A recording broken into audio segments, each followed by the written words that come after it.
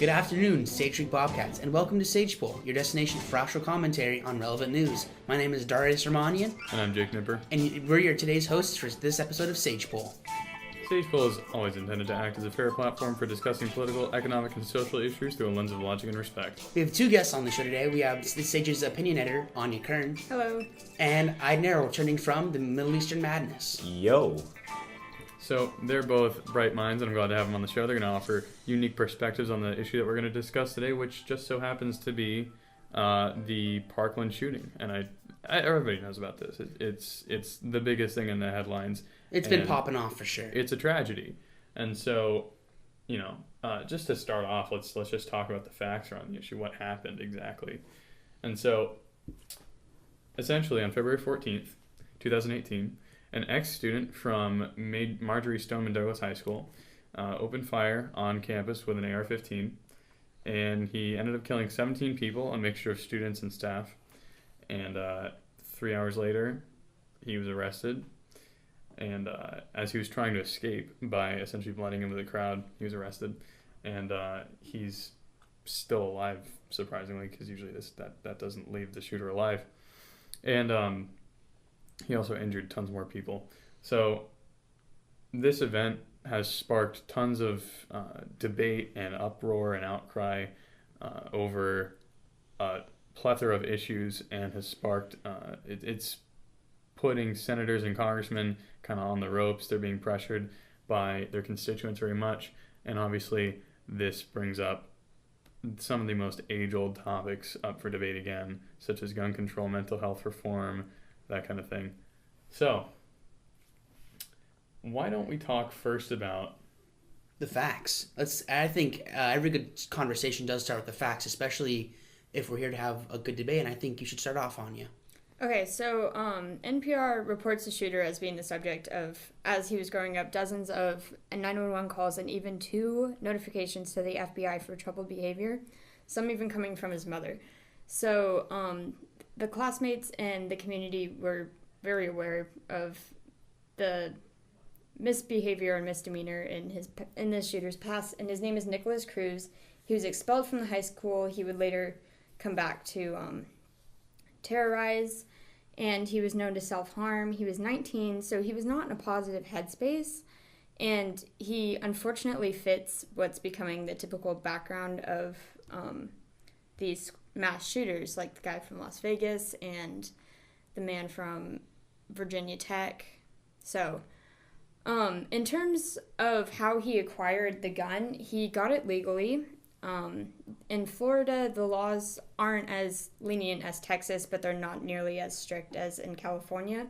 Permits are required for handguns only, and open carry is generally illegal, but they also don't restrict ammunition and private gun sales. The biggest thing here, and one that's a huge issue in the eyes of the public, is that many states, such as Florida, do not have any sort of background check requirement for private sales of firearms, which is, I tend to lean libertarian on a lot of things, but when it comes to, it's sort of almost like selling illegal drugs, in my opinion. You can't sell something of that magnitude just behind closed doors. It should be documented, because you need to know who's getting their hands on this kind of thing. That will never stop people from, getting their hands on illegal or firearms illegally, but I'm getting ahead of myself here.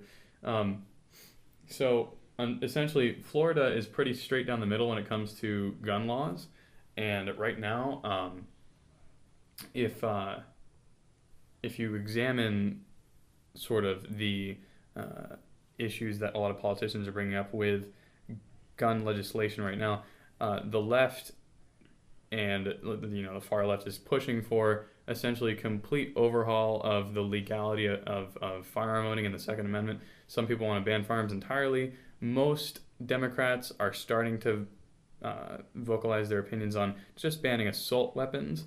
The problem is defining the category of an assault weapon, and there's a lot of issues that come up with that. So what do you guys want to talk about first? Gun control? I honestly think all this social activism stemming from Parkland is misplaced, I think, in every sense in the word.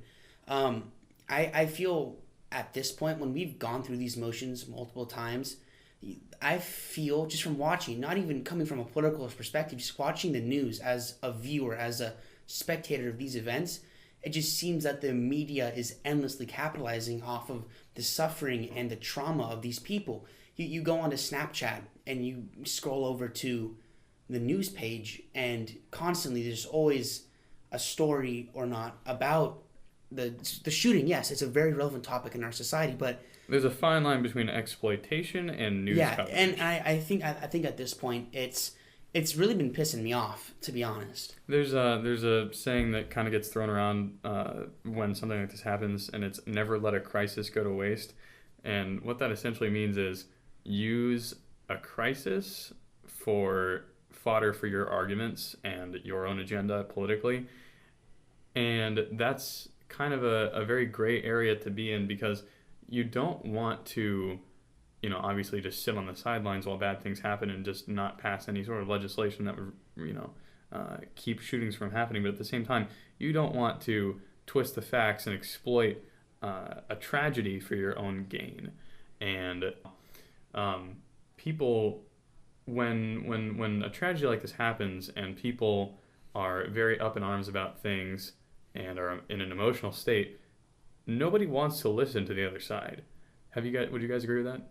A lot of people just tend to yell at each other, and especially when it comes to gun control, most Democrats I know are very steadfast about just banning all assault weapons, but a lot of people don't even know what an assault weapon is, and meanwhile, lots of conservatives are just flocking towards the NRA and signing up for NRA memberships when they don't know what the NRA really stands for.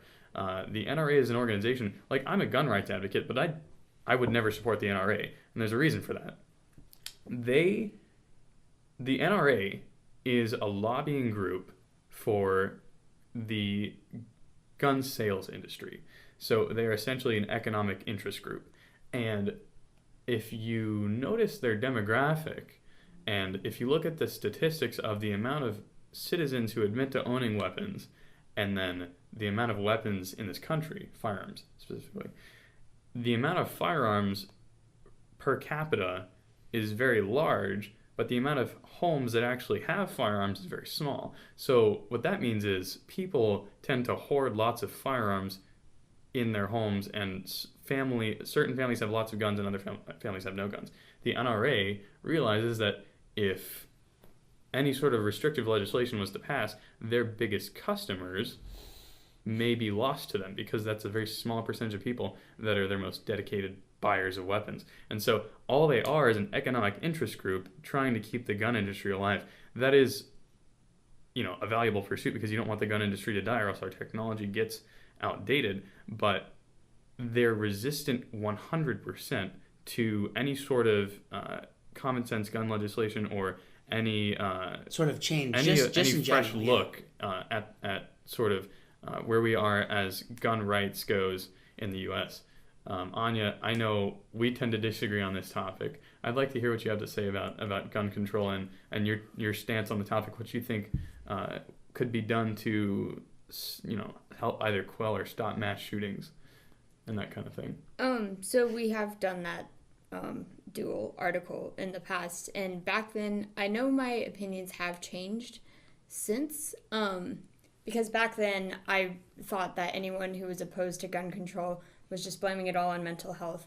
But since I've seen that mental health is a factor, I do believe that gun control still should be implemented and much stricter. But I also believe that mental health should be addressed. I think it's a really fine line that we're walking with the mental health issue, though, because it's only a small percentage of mentally ill citizens who are violent and who are perpetrating these tragedies. But if we choose to vilify the mental health in these situations, and I do recognize that it's an important factor and it's important to address that in society, that we do need better mental health but you can't necessarily blame the entire issue on mental health. Yeah, because there are so many people who aren't violent in their behavior, and if we start vilifying them, it's going to start the whole stereotype where, maybe the socially awkward kid and anyone who isn't as socially adoptable. No, that's a good point. We need to qualify that argument. And instead of putting another stigma around mental health, because right now we as a society are just beginning to break down the walls and the stigma surrounding mental health issues and people with them, we don't want to take a step back. But at the same time, we need to recognize that those that are unstable enough to commit these crimes are dangerous people. And instead of shaming them or segregating them from us, which is just going to lead to them getting worse and more likely to commit crimes, I feel like we should be including them and getting them the care that they need. As of right now, mental health, most people are we have a higher percentage of people with some sort of mental health issue than you may think. I think it's like 1 in 5 estimated to be. And most people aren't willing to admit that they have a mental health issue. And then there's also the flip side of people that self-diagnose when in reality they're fine. But the more worrying area is the amount of people that shrug it off and don't get the care that they need. And right now, in the medical community, psychiatrists are the lowest paid specialty in any sort of health profession, so nobody wants to become a psychiatrist. And psychiatrists, a lot of them, like the lower tier ones, will just throw antidepressants or antipsychotics at people that show symptoms. It's sort of like antibiotics, just in the mental health world. Throwing antibiotics at a cold won't do anything because it's a virus.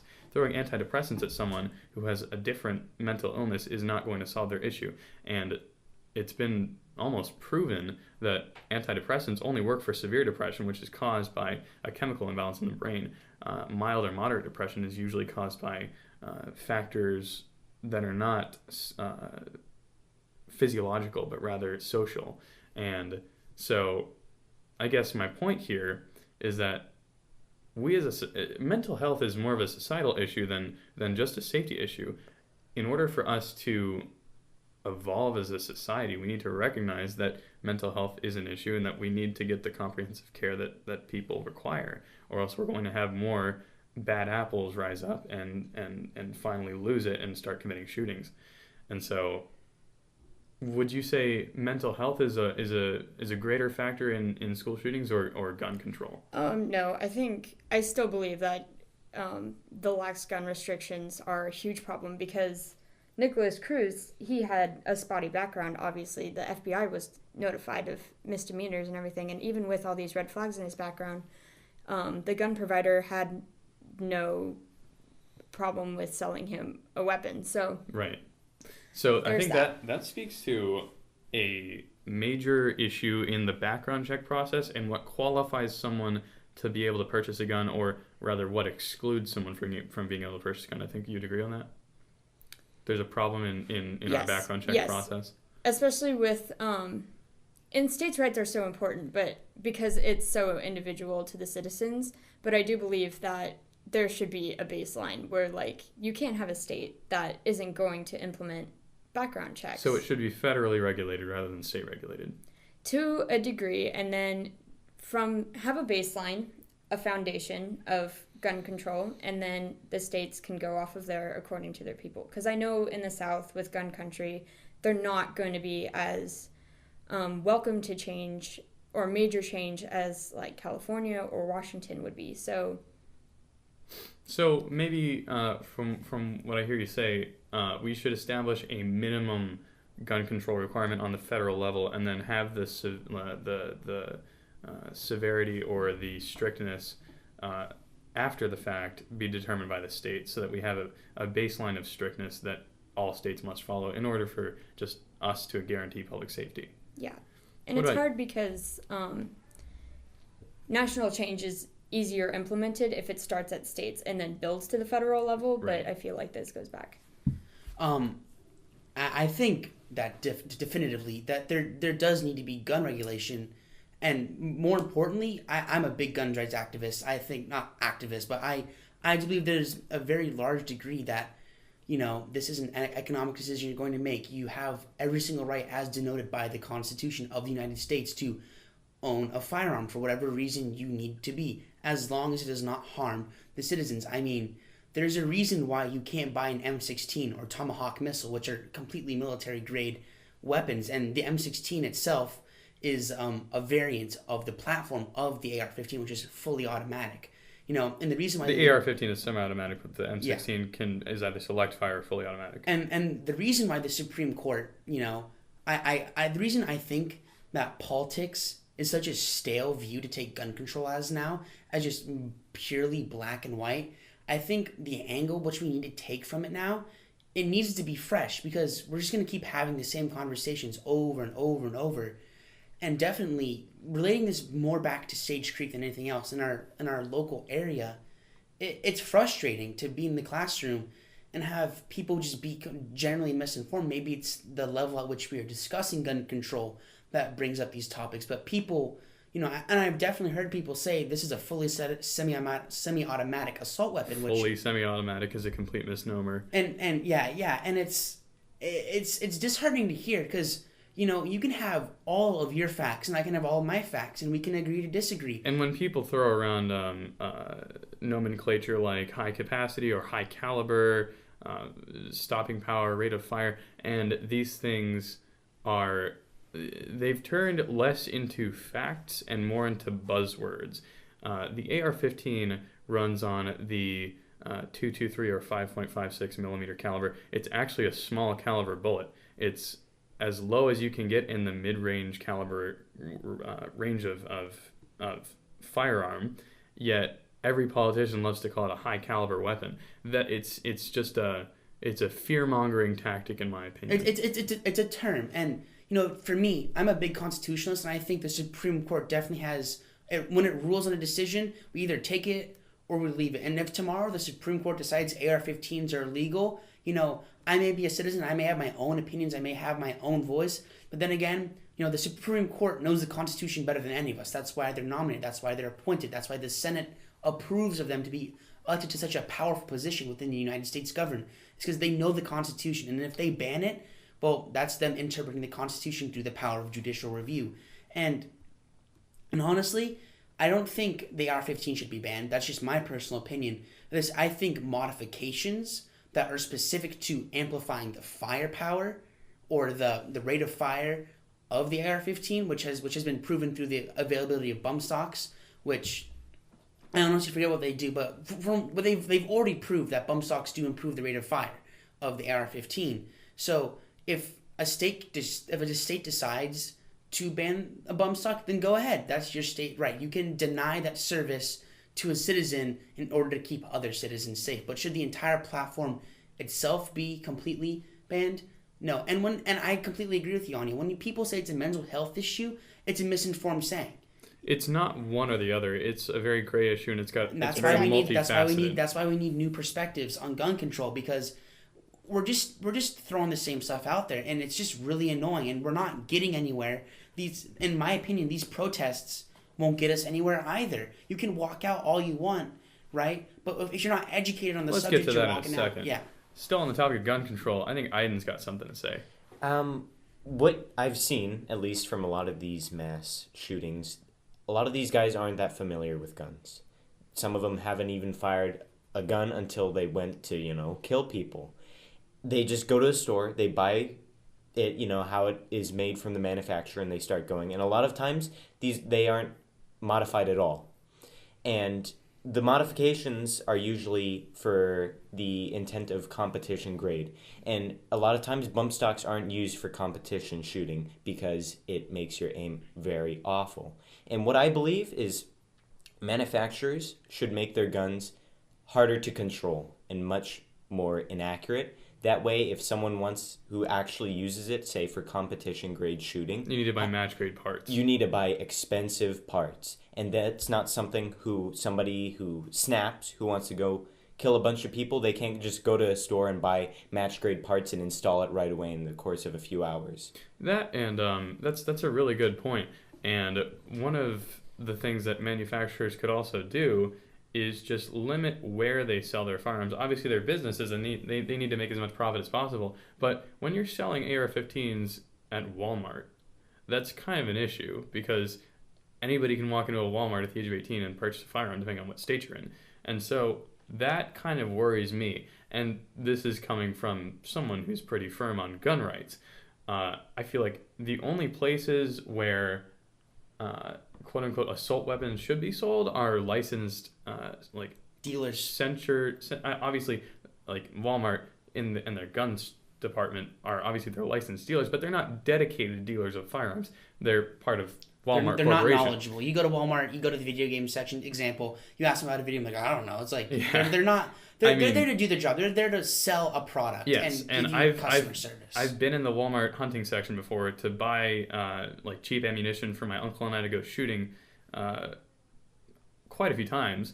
And the guy working the counter doesn't really know what he's talking about. I can tell you that for a fact. They're like maybe a couple dollars over minimum wage, and they just want to go home. That kind of person is not the kind of person we need selling guns. Assault weapons or any high capacity firearm that could be used for mass murder should be sold exclusively in dedicated gun shops with knowledgeable people and stricter background checks that eliminate more or exclude more people from purchasing weapons. And I don't want anybody that's just ever been convicted of any felony whatsoever to be denied the right to own a firearm, but those with significant misdemeanors or felonies or any sort of violent behavior in their past that's more than minor, like say you get into a fight on the playground at the age of 8, that should not restrict you from buying a firearm. But if it happens 20 times, maybe that's a red flag. Maybe if you have history of self-harming, you shouldn't buy a firearm, because then you could either kill yourself or someone else in a depressive state. If you have a record of animal abuse, absolutely not. You should not be able to buy a firearm because you have psychopathic tendencies, that kind of thing. That's the core issue I think we need to address first, is where these firearms are sold and who they're sold to. Yeah, I agree with that. It's like, we keep using the term common sense gun legislation, and when you say common sense, it's literally common sense. There'll always be people out there who won't agree with common sense because that's just how people are, and unfortunately, that's how the world works. And welcome to the 21st century. And that's humans. That's humans all the time, dude. That's true. It's just a thing we have to deal with, and if you're not willing to come to people and compromise and agree to disagree, which ultimately, you can have different stances or positions, but if you're not willing to ultimately say, you know what, we're not going to change each other's opinion, we're not going to change each other's way of thinking, what we're going to do is that, how about we just stick to our guns, work with each other as human beings. Wow, I did not mean that, yeah. We stick to what we're going to do, or we'll work together to find a solution, which that's not how politics works, but that's how humans work. And politics is a game, but being human isn't a game. And the biggest problem is the partisanship that prevents any sort of legislation from getting passed on the federal level right now. As of now, most bills proposed, like almost all bills proposed by Democrats, usually don't have enough compromise for the Republicans to let them pass, and vice versa. And so nobody wants to pass any bills. They all die in committee. And any bills that do get anywhere close to being passed, either Trump will veto or one side of Congress will have an issue with, and we're just not getting anything done. And I think for once in the last 100 or so years, we need to start putting partisanship aside in favor of making progress. And when I say politics is a game, when you play a game to win, not to lose. And so neither of them wants to give ground necessarily. And as Americans, the problem is though, that's how politics is. They're not on the Democrat or Republican team. They're on the American team. They as representatives are supposed to do what their constituents wish them to do. Not necessarily. There's work in the public good. There's 3 types of ways you can be a representative to Congress or the Senate. You can vote based on merit. You can vote based on party ideology, or you can vote based on your constituents. But if you think about the nature of a representative democracy, our representatives are supposed to vote in the public good, which 9 times out of 10 is public opinion. And right now, nothing's getting done. The vast majority of America, I forget the exact statistic, but it's around 97% of Americans, and if you factor in the margin of error, that could be the entire population supports common sense gun regulation in some form. Yet nothing's getting done on Capitol Hill. And I think segueing into another topic here, I think when it does come to public opinion, I think we should definitely talk about the upcoming protests and what we each think they'll do and their impact on society. Because and I'll just segue into my opinion here. I think ultimately protests, they're a good thing. But when it's misplaced in such a fervor and such a rage at such a topic that can be such a powerful thing for some people, when they do it and they expect these legislators who, are kind of have their hands tied behind their back, and they scream and they yell and they kick and they throw their signs and they throw their oranges, and that's funny. Protesting. It doesn't do much. Protesting based on feeling instead of fact. Yeah, and they can have, some of them can have facts, but my biggest takeaway from these upcoming protests is that if you have something to protest, be educated and have your facts ready to go. That's all you need to do, because as long as you have that, then you're a responsible citizen.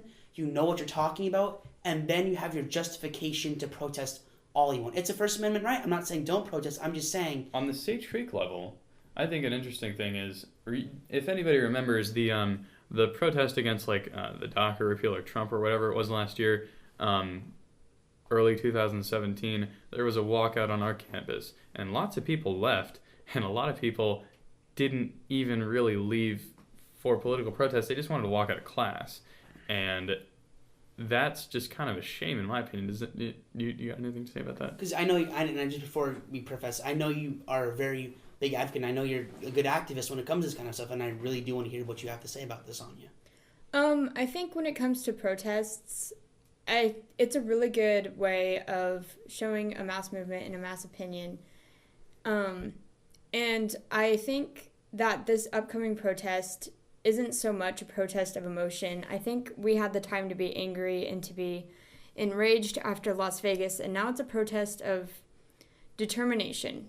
Like, we're really going to get things done this time. We have the Parkland kids on their move. We have, like Jake said, 97 something like that % of the population who's in favor of motivating for gun control. And like one of you said, not much is getting done on Capitol Hill. So showing a mass movement, and in history, the historical movements have always been defined by protests, walkouts, marches, anything like that. So I think this is another step in American society that I really hope actually comes to a head and actually makes progress. I think it is really interesting and inspiring to see our generation getting this involved, especially now when it is affecting us. So I think that's affecting a really good us, point. literally teenagers, young people. It is people. affecting us. Yeah. It's our safety, and we're taking our fate into our own hands. If anybody tuned into the CNN town hall meeting, the kids, most of them were good guests. Some of them were kind of iffy, but most of the guests, were the high school students had valid points and were being activists, and that made me really proud to be a Generation Z, to see kids my age voicing their concerns to congressmen and senators that have frankly lost touch with what their constituents want and need. Yeah, I think in some degree I can agree with that as well. But one thing I've been noticing as per before, I was talking about how the media exploitation of them. When I watch the CNN, there's a fine line. There's a fine line that the CNN kind of broke there with Marco Rubio just getting constantly assaulted by these kids who are so angry. You can feel that anger, but at the same time, being a victim of any event does not make you a public policy expert. Not at all. I was in a school shooting when I was 10 years old, the Kelly school shooting. It even prefaced Sandy Hook.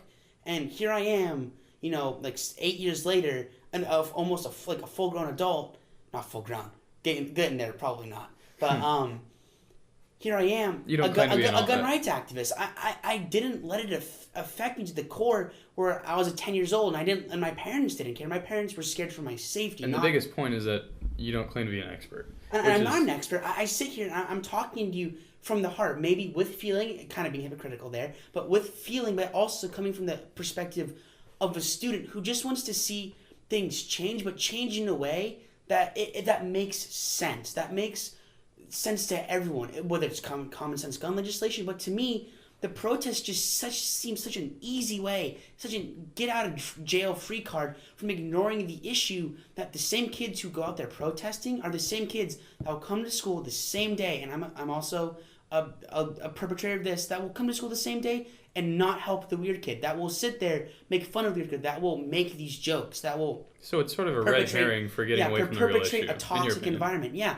Am I a victim of perpetrating a toxic environment sometimes?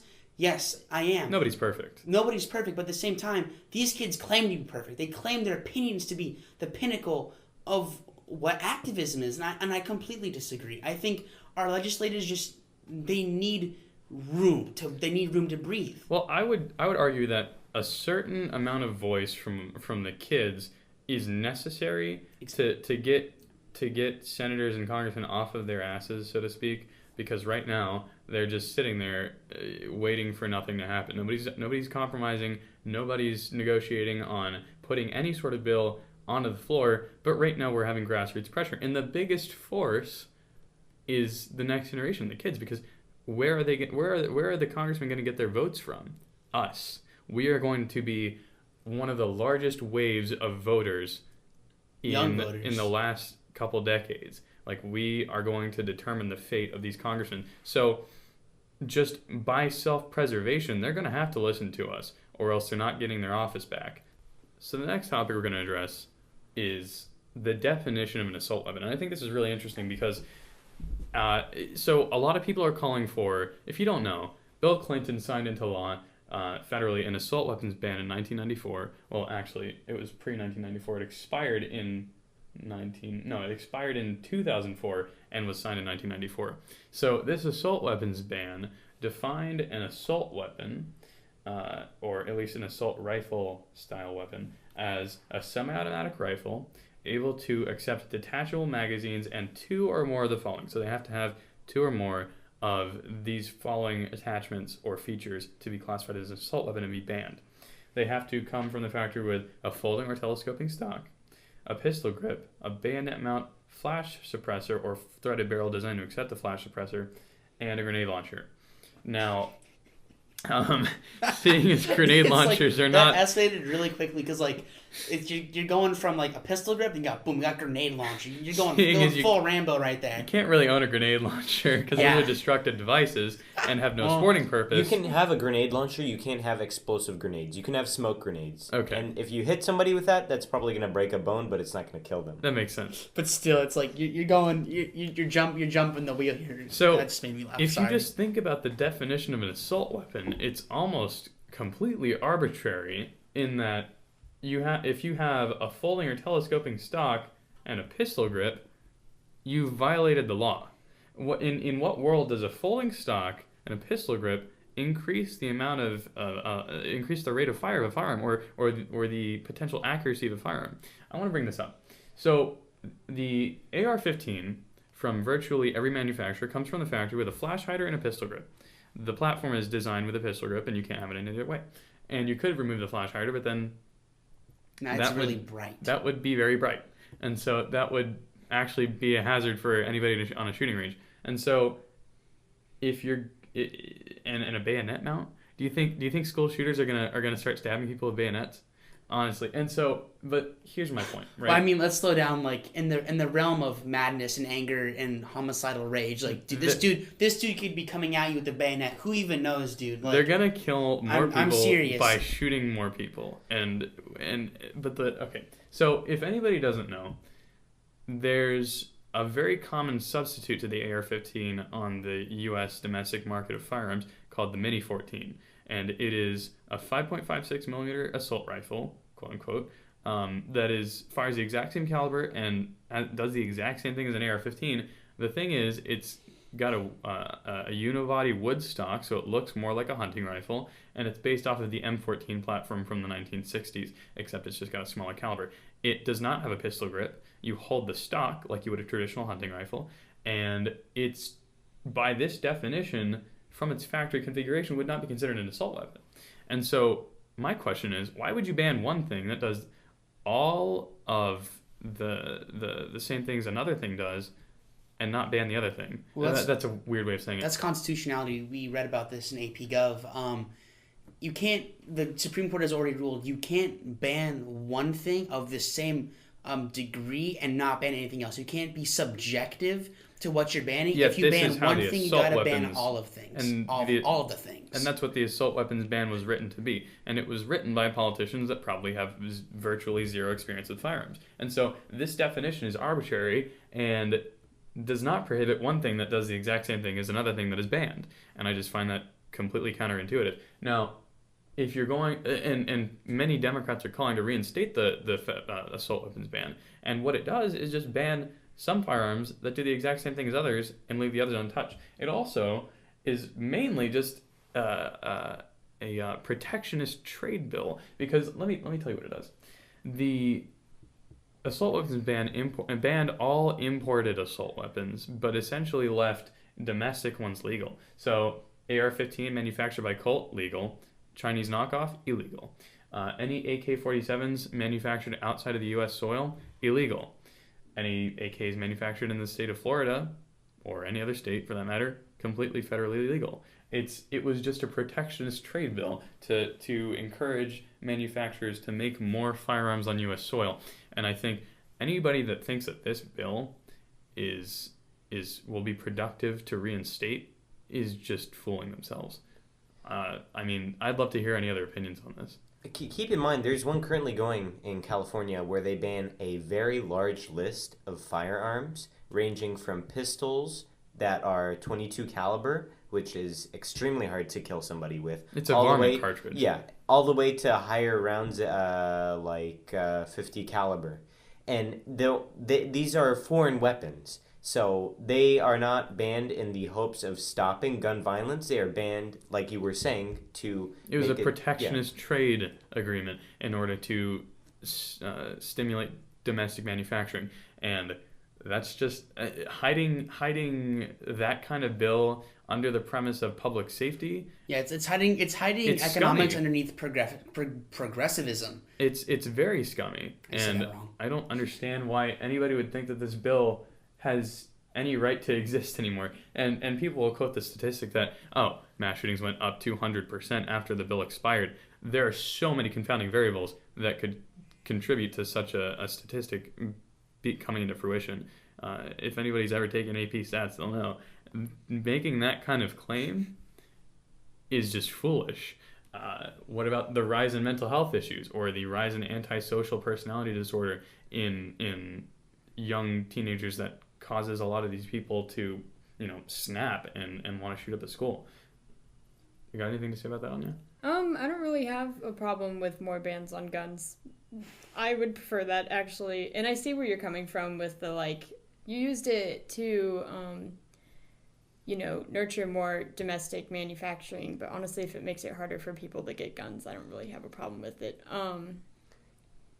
And I get the whole argument that for, personal protection, people want guns. But I don't believe, and it makes me mad that anyone would want a weapon that could kill multiple targets at once.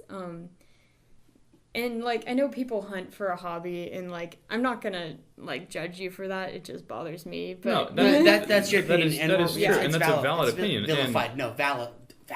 What? Valid. You tried. Valid. And, I did try. But there's and I think I'd like to point out a fallacy that a lot of gun rights advocates use, and that they need AR-15s or other semi-automatic high-capacity weapons to hunt. You don't need an AR-15. Yeah. Do you want an AR-15? Nobody needs an AR-15 to hunt, and nobody needs an AR-15 necessarily for self-defense. But that doesn't stop me from supporting the right to own one. So I just want to qualify that, and I think you're right.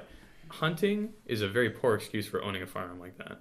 The thing is, if you actually pay attention to hunting rifles and what hunters do, they don't want something that fires fast. They want something powerful in one round. They don't want to...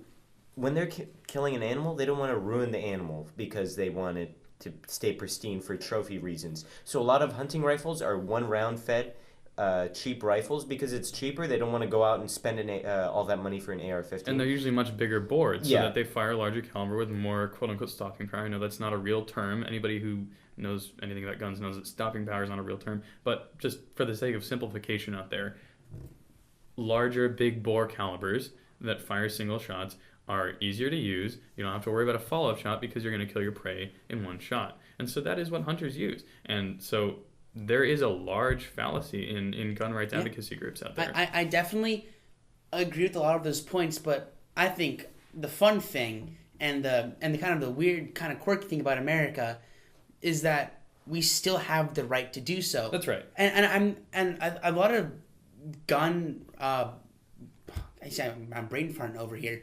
A lot of gun restrictions and a lot of gun control advocates, when they say they want to take this away from everyone, think about it this way. There's such a small population of people that are committing these crimes. Have they gone up recently? Yes. Should there be sort of ways to curb that? Yes. But you cannot take away the rights of Americans who are not committing these crimes, who are in their homes, who are having it for whatever reason.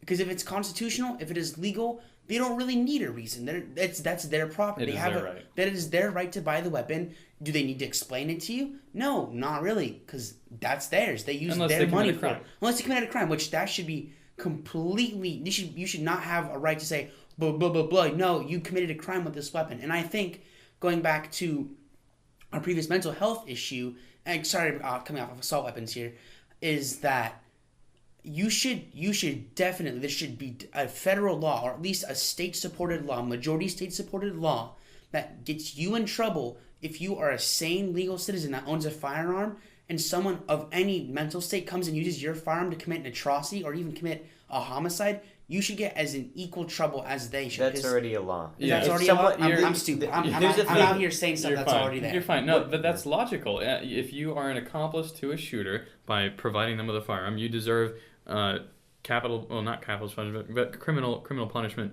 for that offense. And I think one of the biggest problems with restricting the legal access to quote-unquote assault weapons and lots of other categories of weapons is that people that want to commit crimes are going to get their hands on them no matter what you do on the legal side. Hell, they'll kill people with rocks, for heaven's sake. You kill one person with a rock, maybe. What if you throw multiple rocks? No, but think about okay, this one. I'm joking. Sorry about that. That was kind of bad. It's a meme. Yeah. But here's my point, right? With assault weapons, we're bordered by Mexico, right? Mexico's got plenty of assault weapons. That's what the cartels use to fight the drug wars, and they manage to smuggle tons of things across the border all the time. And we have border amnesty with Canada, and Canada allows lots of different types of assault weapons to be legal, and you can just modify them to accept higher capacity magazines in your garage. And you can 3D print the lower receiver to an AR-15, drop in a metal firing pin, and then buy a parts kit online to build your own. There are too many loopholes to be able to make or acquire an assault weapon, and criminals are going to find a way to do it any way, shape, or form. Keep in mind, but I think Anya's got the thing. You want to go? No, go ahead. A majority of these shooters are guys who snap. They go over the edge and they want a gun now and they want it right away. They aren't going to look for the best price. They aren't going to look for upgrade parts. They're going to go to the store. They're going to say, "Give me whatever is you recommend." They give them the money. They get the gun, and they do their nefarious deeds. And what happens is that there is still a lot of guns in circulation, and it also is dependent on the family. Like if the family owns guns of their own, right, it makes it a lot easier for a young man, to just steal his father's gun or his mother's or his grandfather's. Mm-hmm. And that's a social responsibility. We need to, as a gun owner, you should have it locked up at all times. But Anya, what were you going to say about that? I keep hearing in every gun debate that they're going to get the guns illegally. But the point the fact is, in these recent shooting is that the perpetrators got them legally, and if we did make gun control so that they would have to seek out measures of getting them illegally, it would be harder for them. They'd be caught earlier on. It would just be much more risky and more time consuming, and I think shootings would go down because, like Aydin said, it's snap decisions. No, that's a completely valid point. And I think that speaks to the ease of access in many states that there is to purchase a firearm. And I agree with you there that it should not be as easy to acquire an assault weapon, especially in these states like Indiana or Nevada or Texas, where you can pretty much just walk into a gun store if you're 18 and you haven't ever committed like a major felony, you can buy a gun. And, even though there's a 5-day waiting period, it's still too easy. And now, I wouldn't go as far as banning these weapons, but I would definitely agree with you on we have to make it harder. And I think, I think that here in California, because I have family that lives in the Midwest, I've been in the Midwest multiple times talking to family members, and the geographic and population density there is completely and utterly nothing like California. And when I went to Arizona a while ago, and the density of population, the spread of population is thin compared to California. As soon as we hit the Californian border coming back from Arizona, all city. It was all urban density. Yeah. When you hit Bakersfield up there in the middle area of California, that's when you're hitting the plains, the farm parts of California. And a really big thing I think we all need to realize as both American citizens and students is that there are other people out there with even though we're still in the same nation, with completely different geographical and cultural difference than us. And if we're building a stigma around these people that if you own a gun, you're an idiot. If you own a gun, you're some sort of like backward savage who... Just blah, for the blah, record, blah, nobody here has ever said that. Well, I'm just giving an example. Yeah. Exaggeration to prove my point here. Sorry if I'm hurting any y'alls up. But what I'm saying essentially is that California is a gigantic state. We have a GDP higher than Russia. We have a GDP higher than most countries in the entire world. And we seem a little bit self-centered at times, especially our nation, with such a massive representation inside of Congress, especially the House of Representatives, because of our population size. Our constituency, our constituency is really large, but we have to remember there's still an entire other nation out there with completely different ideas And they have different cultures. needs. And they have different needs, and they still have that right to this day And so that to buy brings the up- weapons they think they want to defend themselves with, Or and to taking away use for sporting purposes or whatever they choose. or whatever they choose. They don't That need to brings up justify. a good point to me, though. So there is the biggest problem with, how Chicago has banned all firearms across the board. That's common knowledge. It also is one of the most violent cities in the entire country. It's also one of the most populated cities Yes, in the country. that's true.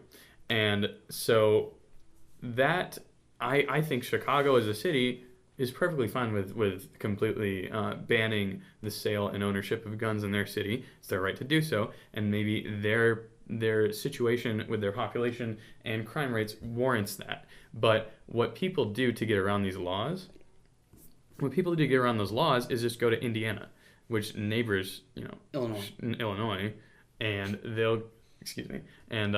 they will go buy guns there because the gun laws in neighboring states are much more lax, and then they'll just bring them across the border. That is illegal, but that they are still allowed to purchase the firearm in that state. I think a good way to stop that from happening is only allow the sale of firearms in a state to proven permanent residents of that state. So if you are a California resident but you want an unrestricted AR-15 that can accept 30-round magazines and doesn't have a bullet button to reload, then you would go to say Nevada and buy one and bring it back. And that is illegal, but it's easy to do. So why don't we just not allow the sale of firearms to people when they're not in their home state? You can't. You need to have a license, a driver's license, to buy a gun in another state. They won't allow it.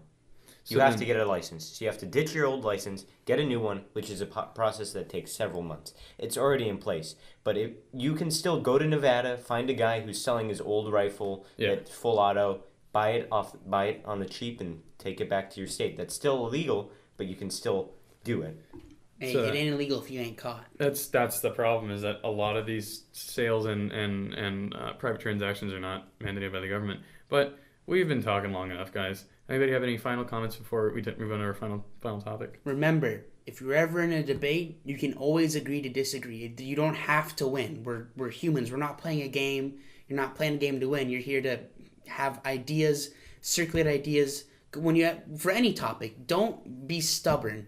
If you start being stubborn, just be like, calm yourself down. Like, all right, I'm here to listen. I'm here to agree. I'm here to disagree. Whatever. Who and you cares? have to recognize that someone that may disagree with you also has a unique perspective on an issue and be their own informed. needs. And that's all, my final word is just be informed. Please, for the sake of God, just please be informed. Anya, any more comments? Can we just take 2 quick minutes to go over what students can do if there is a shooting threat Sure. on campus? Yeah. Because I know things have changed recently. There was the lockdown, there was the stay in a crowd, but I've been hearing recently that the best case scenario is to run. Yeah. And I know that's dangerous because you don't know if they're the only shooter or if they're spread out, but I've heard recently the best case is to run. So what do you guys have? What have you heard? Well, I would personally, even for the sake of danger, always follow what your leaders in the classroom say. So I just tapped the table. Always follow because people are prepared. And should there be external countermeasures to prevent school shootings, or should there be preliminary screening process? I think in my opinion, in the event of a shooting listen to your teacher. Don't try to be the hero. That's a valid point. Yeah. Don't confront the shooter. Oh, of my course God. Yeah. Yeah, but I think it depends a lot on when it's happening. So say you're in the middle of break or lunch, like we have on campus, and you're in the middle of the academic mall. I personally would just run towards the tennis court, jump the fence, and run away into the hills. I don't know about you guys. Or if I was in the cafeteria, I would get into that one closet that they keep all the chairs in, because who the heck's gonna open that? I would find hiding places where people would never really be in, or go to the gym and find some obscure corner to hide in, or jump the fence. I wouldn't run into a classroom though, because you're just a sitting duck. Now, if you're in a classroom and class is in session when the school shooting happens, I think the best bet is to just barricade the doors, barricade the doors, get behind something hard, and stay as low to the ground as possible to reduce your surface area. Mr. Keys has taken it upon himself to sort of create his own plan. He has this system that if we ever do go on to lockdown and there's a shooter alert, since the tables in the science rooms are really sturdy and hard, and they have those really strong concrete tops to them, he's just gonna take all those and flip them over, and we're all gonna hide behind those. That's a good idea. And if that's not an option for you, you could also, if the pods between your classrooms have functioning blinds and the blinds are closed and nobody can see you inside there, I'd go in the pod. They don't tell you to, but I don't understand what the logic is behind that. Because it's crowding a ton of students in a very small space. I guess it is. Just do what you got to do. Honestly, yeah. If listen to who's around you, listen to teachers who have been trained to do this, listen to what you've been trained to do for literally the past 18 years of your life in school, but just do what you got to do. And remember, just don't be the hero. You have anything to say, Aydin? In the case that you are extremely close to the shooter, and say he enters your classroom, all you need is 3 people to overpower him. Yeah. He's one guy. And if you're smart and you listen, he doesn't have 200 magazines. He's got to put new bullets into that magazine at one point. And if you choose the right time to run or, defend yourself, it may work. And a lot of these shooters have been foiled by people who've been braver than the rest of us or at least have been smarter than the rest of us to help. So I would qualify that with, if you're more than 5 feet away, run or get behind something hard. But if you're right next to the door and he jumps into the classroom, I mean, your best bet is you're not going to run away in time. It's to defend yourself. It's to literally you defend may as well yourself. try and tackle him or do whatever you have to do to get his gun out of his hands or get it away from you.